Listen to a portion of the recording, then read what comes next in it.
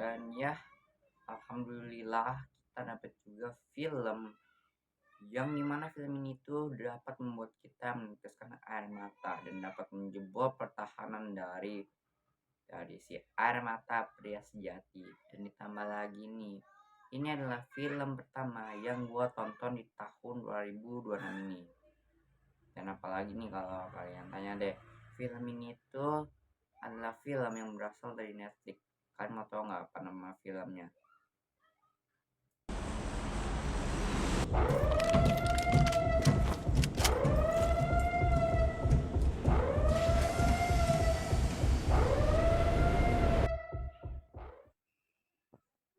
Hai semua, assalamualaikum, welcome back to Marvel Gebeltan. Hari ini tuh aku tuh bakal ngelakuin review film.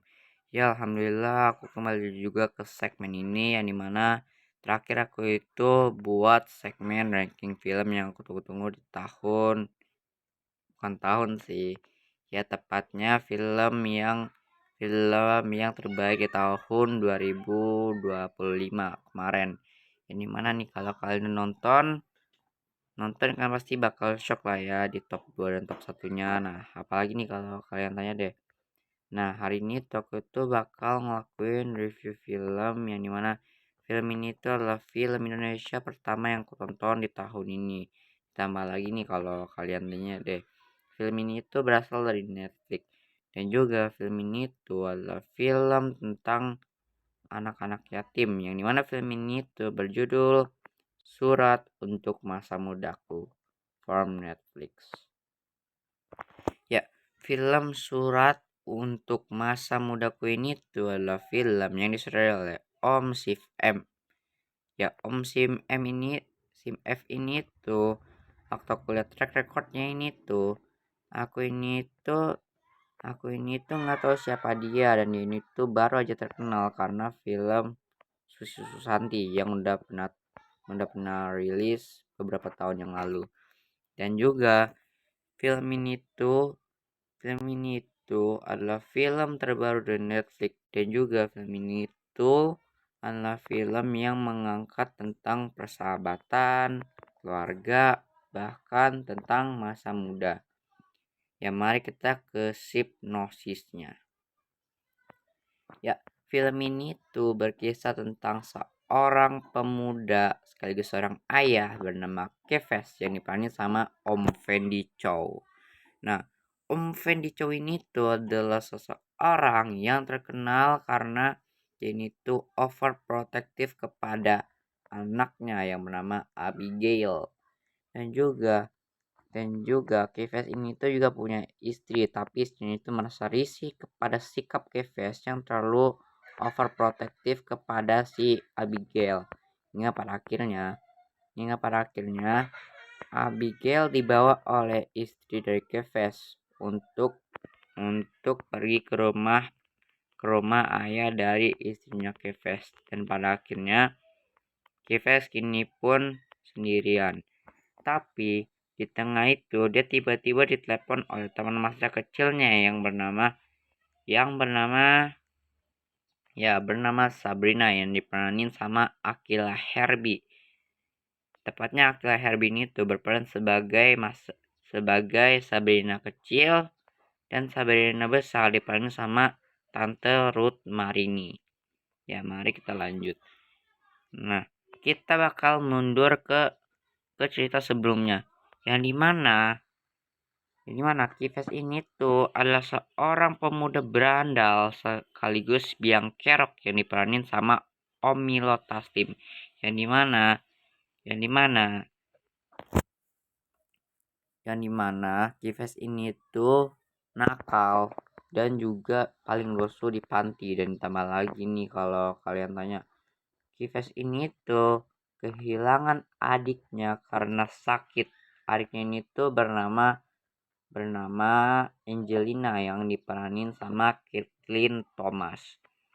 Dimana saat itu ketika Kifes, Sabrina dan yang lain masih kecil, mereka ini tuh mendapatkan hal yang paling sulit dan sedih, di mana mereka ini tuh telah mendapati bahwa adik dari si Keves yaitu Angelina menderita sakit, dan pada akhirnya mereka kini pun memutuskan untuk membawanya ke rumah sakit. Tapi sayangnya nyawa nyawa nyawa si Angelina ini tuh nggak bisa terselamatkan dan sudah terlambat, karena katakan mereka sudah lari dengan cepat, tapi sayangnya sang adik mati dengan mimisan. Hingga pada akhirnya Kives ini pun menjadi seseorang yang berandal, dan dia ini tuh adalah orang yang emosional karena kehilangan adiknya. Dan juga tiba-tiba datanglah seorang pemimpin panti asuhan yang Sabrina dan Kives tinggali, bernama Pasimon, yang diperanin sama Om Agus Wibowo. Yang dimana mereka berdua ini tuh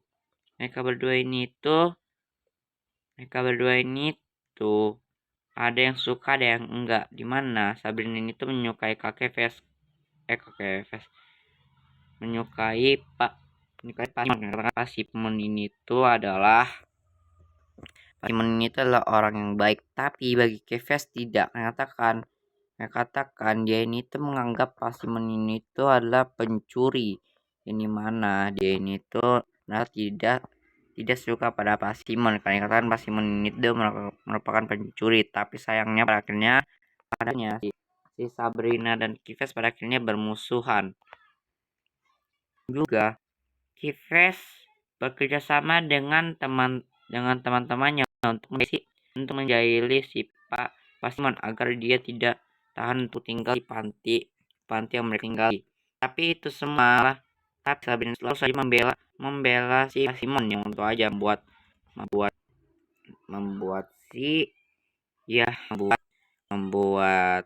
Kives menjadi sangat risih kepada sifat Sabrina yang tukang ngatur. Dan tambah lagi ketika acara bakti sosial, ketika mereka akan bertemu dengan orang tua baru mereka, Kives ini tuh dengan sangat nakalnya mencampurkan telah menaruh bangkai tikus ke dalam mangkuk makanan yang akan disajikan. Tapi pada akhirnya para orang tua pun tidak jadi mengadopsi para anak-anak itu, dan pada akhirnya Kives memutuskan untuk lari diri. Tapi dia ini tiba-tiba menemukan satu hal fakta yang ternyata membuat dia merasa sangat terharu, dan pada akhirnya dia itu menjadi patuh terhadap si Pasimon. Ya, baik kalian yang tanya deh, Surat Untuk Masa Mudaku ini itu adalah film yang buat aku ya seru banget. Dan tambah lagi kalau kalian yang pengen cari tonton yang sedih, aku saranin kalian tonton film ini, karena film ini tuh adalah film Indonesia terbaik buat aku. Kan film ini tuh berhasil menguasain aku kayak film How to Make Million Before Die. Dan juga nih kalau kalian tanya deh, vibes dari film ini tuh mirip kayak film How to Make Millions Before Grandma Dies. Yang buat aku nih, film How to Make Millions Before Grandma Dies ini tuh adalah film tentang nenek yang meninggal.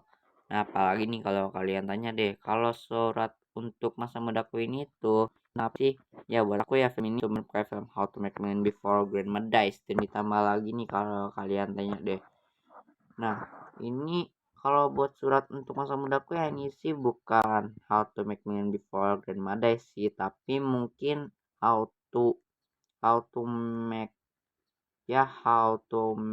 happy before Grandpa Dies. Tapi nggak tahu juga sih, aku cuma ngarang juga sih. Dan ya buat aku ya, buat film ini tuh lucu banget. Apalagi nih film ini tuh tentang mengajarkan kita tentang keluarga. Dan tambah lagi nih kalau kalian tanya deh, sebenarnya siapa sih aktor yang meranin versi dewasa dari si teman-temannya Keves? Ya jadi aku sebutin ya. Pertama, Sabrina Dewasa udah pasti diperanin sama Tante Ruth Marini. Dan juga sama juga Joy yang merupakan teman dari si Keves, yaitu diperanin sama Rania Putrisari dan juga temannya yaitu Widika, yaitu temannya temannya Keves dan Sabrina, yaitu Widika Sitmore. Dia itu adalah dia itu berperan sebagai Desi dewasa. Dan juga nih pemeran Romi dan Boni itu diperanin sama Om Ciko Kurniawan dan Om Martinolio. Tepatnya ya 5 pemain yang aku sebutin tadi ini tuh adalah cameo alias special appearance appearance ya. Jadi pada aku ya film ini tuh masih seru lah ya. Tambah lagi nih kalau kalian tanya deh, film ini tuh adalah film Indonesia terbaik, dan gak nyangka juga film ini tuh berhasil masuk ke top 7 film terbaik Indonesia tahun ini. Dan moga-moga moga-moga nanti waktu udah lebaran moga-moga ada film bagus lah ya. Ya jadi buat rating Surat Untuk Masa Mundaku ini, aku kasih rating 8,4 alias victory. Ya, buat film ini tuh buat aku ya seru banget. Ternyata film ini tuh adalah film keluarga paling sedih dan bisa bikin aku terharu gitu ya. Jadi gitu aja review aku. So bye bye semua. Assalamualaikum warahmatullahi wabarakatuh. Bye bye.